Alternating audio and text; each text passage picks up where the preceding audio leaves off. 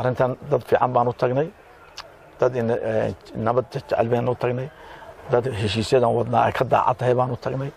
dad cadowga aan u aragnaa iyagoo cadow yahay common enemy aan wada leenahay ayaan u tagnay oon isku aragtinahay dawayna taa gacanta isku saarnaa oo xoojinaa shacbi iyo dawlad iyo siyaasiyiinba inay xoojinaa si waddankeena midnimadiisa aan gacan uga geysan lahayn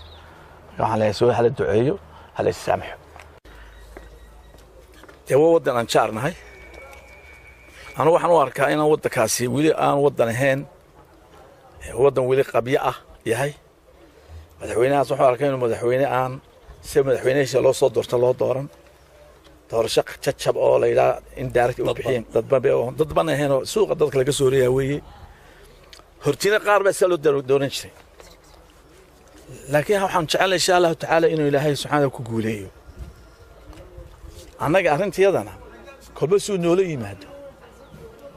macaan iyo qaraar baan oon leenahay hadduu qaraar noola yimaado si kii ka horreeyey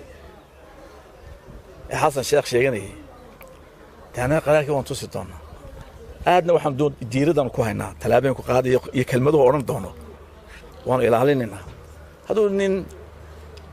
sidii adeerkii maskaxdii adeerkii ku socday noqdana xasuuqa noo geysana maanta cid naga xoog badan ma jirto halkuu joogaan isagoo ku martay aduu hargeysa marti kuma tide xamar muqdisho oo halkan maxamed siyaad bal ka wada ridnay anaa kaga wadanisan taa ku yahay martida ma joogiyo anagoo inuu iska celin doono hadduu wixii towtoodii ku hadlo aloolaaloora iyo midnimo soomaaliyeed iyo wixii wuxuu la yimaado leesan baanu bari doonaa insha allahu tacaala tan markaan u imaadana dee innaga baarlamaanka soo lama marin oo aadkaba waxa weeye ummadda waxa ka wakiila waxaa la yidhaha the parliament is the sound of the people waxaa ka wakiilaa baarlamaanka xusbi hadduu yahay embiyada naga wakiila mooshinka ka hadlaya ishiisu ka hadlaya maaha in habar kastaba ka tashato dee hadday fuliyeen oo baasgareeyeen dee maxay noo yaalaan waa sharci waa sharci waa sharci qaabka dee waa la footay wax kale sameeyay xildhibaanka waxa weeyaan order and order ee jiraado kii madaawinta South Africa maanta South Africa madaxweyne qudbadaynayay idigu waxa doonaysaan meel lagu doodiyay aan farta la istaag waxa weeye ninka baarlamaanku inuu kursigiisa fadhiyaa uu ka doodaa uu food kana ridaa awood baa la siiyay ma inuu dagaalamo ma meesha food ka rida ma xasanad baa leeso ma xasanad waxa weeye laakiin hadda dee meesha buu ka sameeyay xaq baa loo waan taariikhdeynaya Saleebaan si raganimo buu iyo hogaamiyay saldhigaas soo kala muuqdaa strong